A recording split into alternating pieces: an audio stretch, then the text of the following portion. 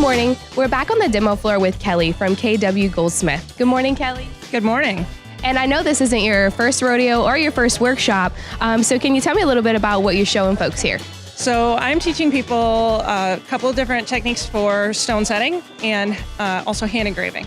Perfect. And I see you have some absolutely gorgeous samples on top of your bench here. And can you talk a little bit about your inspiration for them and what techniques you're trying to show folks? Sure. Well, I do a lot of Western bright cut a lot of saddle silver, stuff like that. So I decided this time I would just lay out one plate that shows several different setting styles, flush setting, bead setting, and several different hand engraving styles, just all incorporated into kind of one design.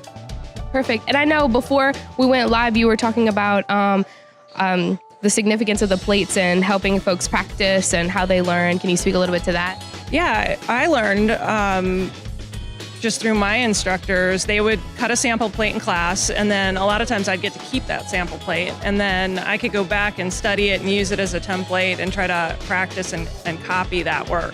Wow. And what would you say that you're getting a lot of questions about? Does anybody want to know about anything in particular, or are they just trying to test out the tools on your bench? I've got a lot of people trying out the tools on my bench. I would say the biggest questions right now are about sharpening the gravers and getting the right geometry, and that really seems to be where people are struggling the most.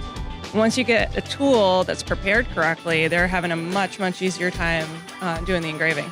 Perfect. And do you have any advice on how to sharpen gravers?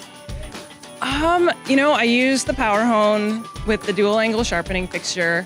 A lot of people are trying to sharpen their gravers by hand, and if you can pull it off, that's great, but I get the exact same really precise geometry on all of my gravers every single time.